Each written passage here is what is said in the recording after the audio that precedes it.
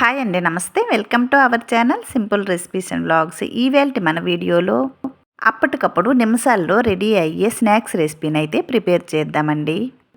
తక్కువ ఇంగ్రీడియంట్స్తో టేస్టీగా ఉండే ఈ స్నాక్స్ రెసిపీని ఎలా ప్రిపేర్ చేయాలో చూసేద్దాం. సో స్కిప్ చేయకుండా వీడియోని అయితే చూసేయండి ఫ్రెండ్స్. దీనికోసం అయితే ఒక మిక్సింగ్ బౌల్లో 2 కప్పుల వరకు శనగపిండిని తీసుకోవాలి. ఈ శనగపిండిని ఇలా వీడియోలో చూపించిన విధంగా చల్లించుకోవాలండి. తరువాత ఏ కప్పుతో అయితే శనగపిండి తీసుకున్నామో అదే కప్పుతో 1/2 కప్పు వరకు గోధుమ రవ్వను తీసుకోవాలి. అన్ని ఇంట్లో ఉండే ఇంగ్రీడియంట్స్తోనే ఈ స్నాక్స్ అయితే రెడీ చేసుకోవచ్చండి. తరువాత దీనిలో టేస్ట్కి సరిపడా ఉప్పు, అలాగే టేస్ట్కి సరిపడా కారం, కలర్ కోసం చిటికెడు పసుపును వేయాలి. ఆ తరువాత దీనిలో 1 స్పూన్ వరకు వామును వేయాలండి. తరువాత కొద్దిగా నువ్వులను వేసి 1 స్పూన్ వరకు ఆయిల్ను వేసి ముందుగా ఈ ఆయిల్తోనే ఈ పిండినంతటిని బాగా కలుపుకోవాలి. ముందుగా వాటర్ ఏమీ యాడ్ చేయకుండా ఈ ఆయిల్తోనే మొత్తం పిండినంతటిని కలుపుకోవాలండి. తరువాత దీనిలో కొద్దిగా కరివేపాకును వేసి దీనిలో కొద్దిగా నీరు వేస్తూ కలుపుకోవాలి. ఒకేసారి దీనిలో నీరు వేయకుండా కొన్ని నీరు వేస్తూ ఈ పిండిని గట్టిగా కలుపుకోవాలండి. మనం మెత్తని పకోడాలు చేస్తాం కదండి, ఈ పకోడా పిండిలా కాకుండా ఈ పిండి కొద్దిగా గట్టిగా ఉండేటట్టు చూసుకోవాలి.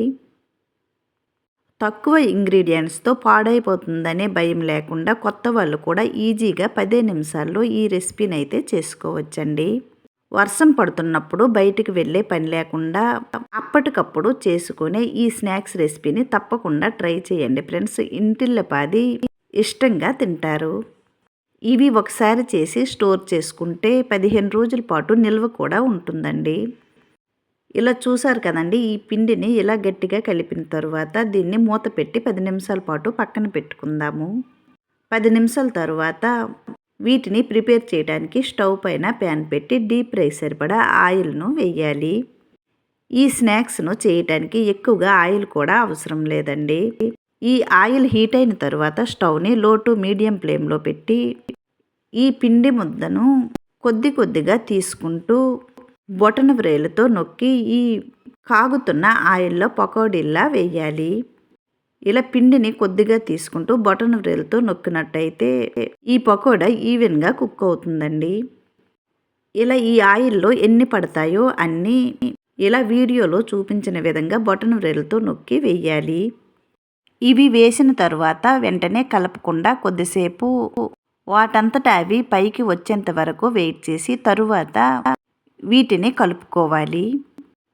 ఇలా ఈ స్నాక్స్ అన్నీ వేసిన తర్వాత అన్ని వైపులా కలుపుతూ మంచి గోల్డెన్ కలర్ వచ్చేంత వరకు వీటిని ఫ్రై చేయాలి. ఈ ఆయిల్లో కొద్దిగా ఎక్కువగా వేసుకున్నా ఏమి ఇబ్బంది లేదండి, ఒకటికొకటి అంటుకోకుండా బాగా వస్తాయి. ఇలా ఇవన్నీ వేసిన తర్వాత ఈ వీడియోలో చూపించిన విధంగా మొత్తం కుక్ అయ్యేటట్టు ఈ గరిటతో ఇలా అన్ని వైపులా త్రిప్పుతూ వీటిని ఫ్రై చేయాలి. చూడండి, ఈ కలర్ వస్తే సరిపోతుందండి. ఇప్పుడు వీటిని ఒక పేపర్ ఉన్న ప్లేట్లోకి కానీ టిష్యూ పేపర్ ఉన్న ప్లేట్లోకి కానీ తీసుకుందాము. ఇలా మిగతా పిండిని కూడా ఇలా బొటన వ్రేలుతో కొద్దిగా నొక్కి వీటిని పకోడీల్లా వేయాలి. అంతే ఫ్రెండ్స్, చాలా ఈజీగా సింపుల్గా తక్కువ ఇంగ్రీడియంట్స్తో తక్కువ టైంలో అయ్యే ఈ స్నాక్స్ రెసిపీ మీకు కూడా నచ్చింది కదండి.